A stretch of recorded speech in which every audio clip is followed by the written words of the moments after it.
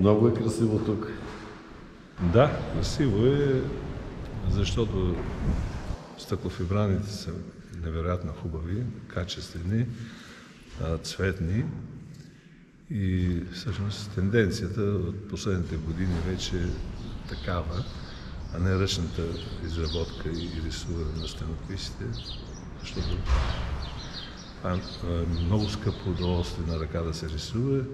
Първо и второ, изключително много време се иска. Това години трябва да се работи, да бъде затворен храм и така да.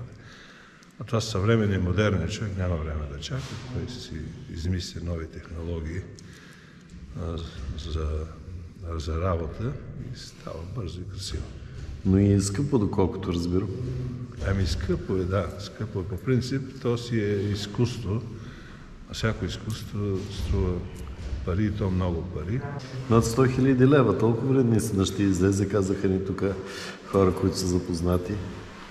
Ами да, над 100 000 лева, но всъщност, като знаем ефекта от това строителство, този ремонт, какъв ще бъде, се заслужава средства. Гаранция 100 години, толкова дават от фирмата. Ами собственика на фирмата дава даже 200 години, но няма да може да живеем дали ще се спази гаранцията. Виждаме, че това е нова технология. В колко храма вие сте работили? Той от 15 години, аз от една и сме направили 12 храма за една година. За една година 12? Да, а той е от 15 години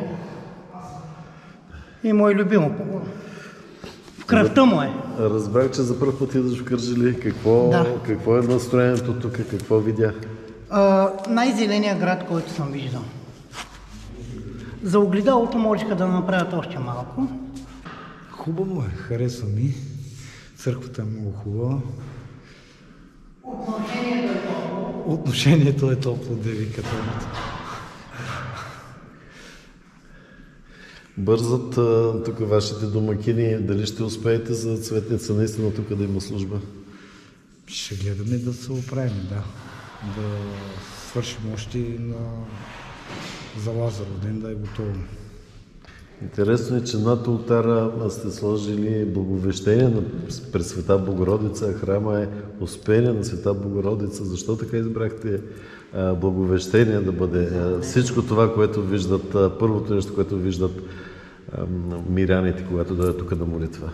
Благовещение е един изключително голям богородичен празник.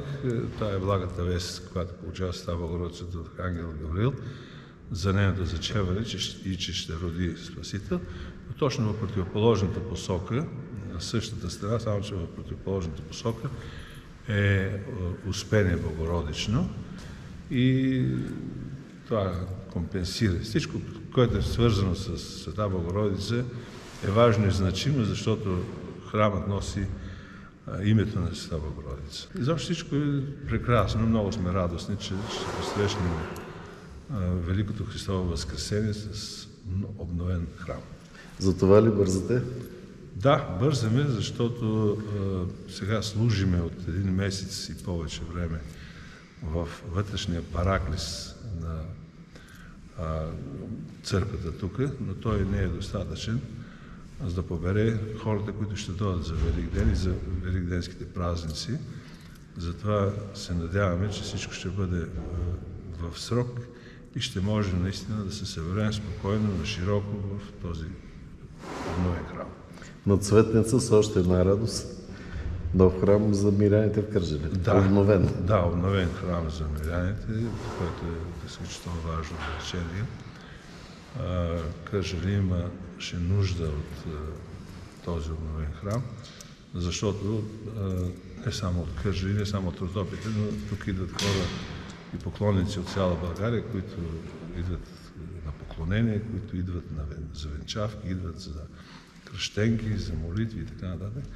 И той трябва да е в добро състояние храма, да радва и душата и окото на всеки посетител.